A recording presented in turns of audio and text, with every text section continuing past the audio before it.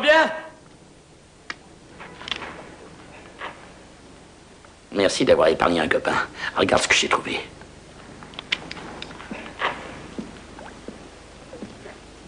Il faudra faire semblant de rien, Ouais. établir une planque Et épingler le gars. sans faute un peu. Ah ouais. Ce qui est bien dans toute cette histoire, c'est qu'on est vraiment les seuls à être au parfum.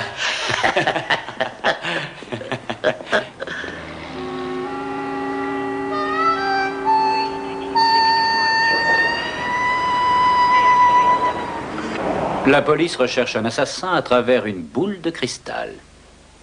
Qualifiant lui-même sa nouvelle unité de détachement d'élite, entièrement dévouée à la recherche du trop célèbre tueur au croissant, l'ancien chef Porter s'est dit convaincu que cette affaire allait bientôt connaître de nouveaux rebondissements. Et bien entendu, son collègue, le détective Tony Jonas, autre membre du UPI, ne tarit pas d'éloges sur de nombreuses personnes, œuvrant sous ses ordres et prédit même que des résultats magnifiques seront bientôt obtenus. Nous avons fait ça pour une raison très précise. Bien sûr, une excellente raison. Vous êtes idiot. Il faut se dire que fondamentalement, la présence d'un médium est bénéfique et que, en quelque sorte, c'est le chiffon rouge agité devant le taureau pour le mettre en boule. Nous avons estimé que ce branle-bas allait peut-être faire bouger le meurtrier. Extrapolons, lieutenant. Imaginons que vous êtes le frappé, le tueur fou qui sait qu'il a les flics aux trousses, mais qu'ils vont suivre la procédure habituelle. Relever des empreintes, recherche de témoins oculaires, c'est efficace, mais c'est toujours la même chose. Mais voilà, l'assassin est confronté aujourd'hui à des policiers non orthodoxes, car c'est aux choses de l'esprit qu'ils font appel. Notre esprit contre le sien. Il sent qu'il s'agit d'un duel entre nous, d'un défi d'ordre psychologique qu'il doit combattre, d'où les erreurs qu'il va commettre. Et banco, on cueille la poire mûre qu'on met gentiment au frigo. Tout ce que j'avais demandé, c'était une petite unité tranquille qui satisfasse les pieux désirs du conseil municipal. Et maintenant, c'est du Rambo métaphysique. Il ne nous a pas déchargé de l'affaire, c'est déjà ça. C'est normal puisqu'on en est le cœur et l'âme. Non, non, Ike, comme tu le lui as dit, il s'agit d'une épreuve de force entre notre esprit et celui de l'assassin. Il nous sait plus malin que lui et il le supporte pas, c'est tout. Tiens, je donnerai ma main à couper qu'il va bientôt se découvrir. Détective Porter, Oui. j'ai quelque chose à vous dire. À quel sujet? Il n'y aurait pas un endroit plus discret? Vous ne le regretterez pas. Si vous voulez, venez par là.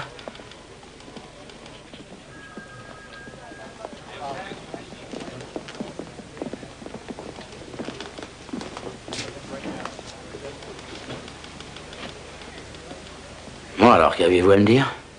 Qu'est-ce que vous diriez de 5000 $? Que ce serait peut-être trop payé. Je serais le seul à en juger. Ah non, supposons que je sois d'accord.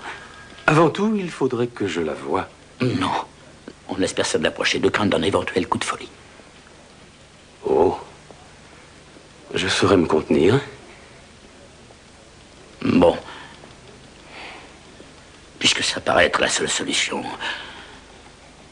vous lui parlerez, mais au téléphone. Vous êtes fou ou quoi? Vous me voyez discuter avec une Cadillac? Je veux l'acheter, pas engager la conversation avec elle, moi. Attendez, j'irai jusqu'à 7000. C'est magnifique, hein, pour une voiture de 75 000 km. Tenez, allez. Vous devriez vous arrêter pour vol, normalement. Il y a un gros pépin. Esperanza vient de me dire qu'il ne fallait plus compter sur elle. J'aimerais régler cette affaire moi-même si ça ne t'ennuie pas. Je te remarquer que moi aussi, je sais parler aux femmes. Je m'en doute, mais là, c'est différent. Je vais te faire profiter de mon expérience. Écoute, il faut rester ferme, ferme et persuasif. En aucun cas accepter qu'on nous dise non. Non, je ne peux que vous dire non. Et je le comprends. Je suis bien forcé d'accepter. Je regrette, je ne le supporte plus. Je sais que vous êtes là, mais je ne me sens pas en sécurité. Je crains que ma famille le paie. Il n'y a pas de raison. J'ai peur que mes enfants le paient aussi. Je suis partout dans les journaux, alors que je voudrais qu'on ne parle pas de moi. Je ne veux que me faire oublier. Nous allons appeler quelqu'un de chez nous qui va vous conduire à un abri sûr. Les officiers Sloan et Hendrick vont s'occuper de vous. C'était l'occasion ou jamais de mettre mes dons en valeur. Nous serons deux à le regretter.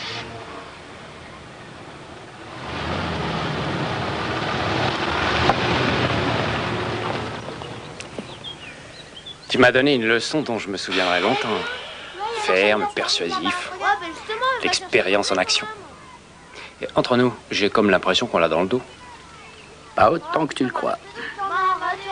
Tu sais ce qui pourrait donner du poids aux visions trop brèves d'Esperanza? Un témoin de la dernière heure? Des gosses. Des gosses? On nous l'a même seriné 100 fois à l'école de police. Il n'y a rien de mieux que les mômes pour ouvrir les yeux. C'est vrai, je l'ai vu, moi, mais je me rappelle pas sa tête. Le gars en d'une buggy bleue? Moi aussi, je l'ai vu. Un type assez grand, l'air sérieux, cheveux longs. Le type au d'une buggy bleue? Il avait les cheveux courts. Ils étaient longs, imbécile. Même qu'il lui tombait sur les lunettes. Hein? Mais il avait pas de lunettes. Je te dis qu'il en avait, moi. Des lunettes de soleil. Ouais, c'est vrai.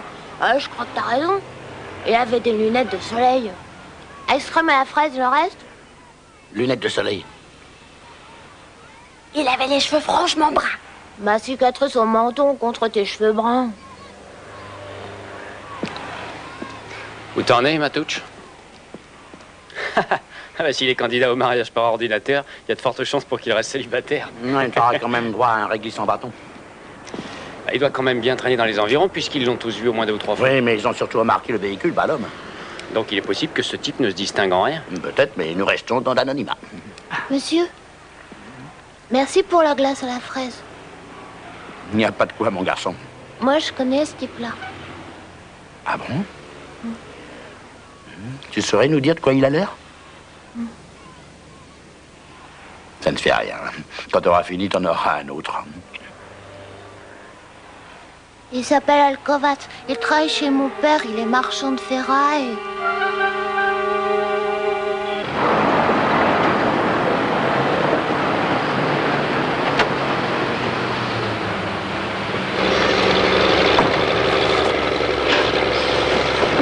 Alors chacun de son côté, Susakovacs. Ça va, où il se trouve.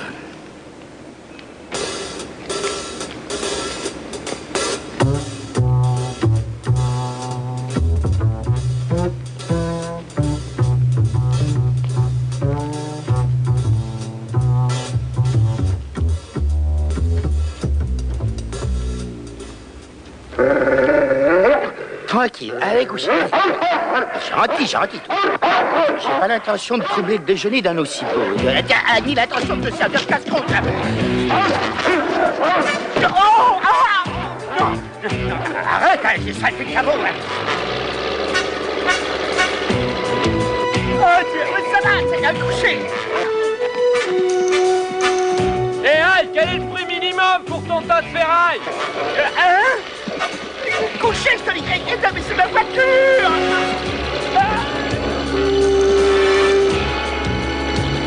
Ah, c'est le 12, dépêche-toi! Bruno, lâche mon chien, lâche! Excusez-nous, monsieur. Allez, calme-toi.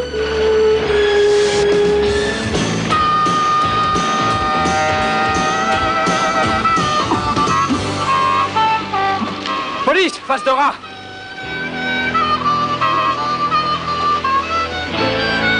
Bah, viens! Reposez-la gentiment, s'il vous plaît. Je vous jure, j'ai étranglé personne. Nous avons une foule de témoins qui affirment vous avoir vu avec le Dune Buggy. Sans permis de conduire, allons donc. Moi, conduire, je suis miro de naissance. Et comment vous faites avec votre chariot? Faut une loupe pour voir des voitures en miettes, hein?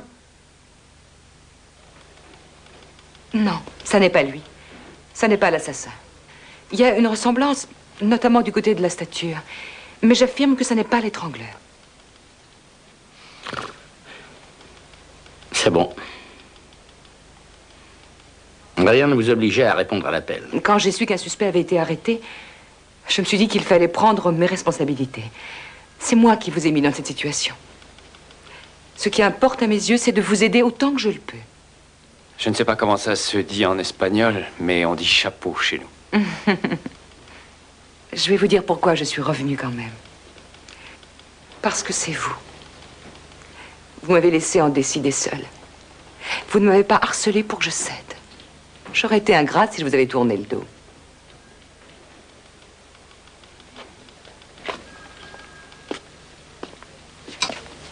Détective Lane, j'aimerais vous dire un mot.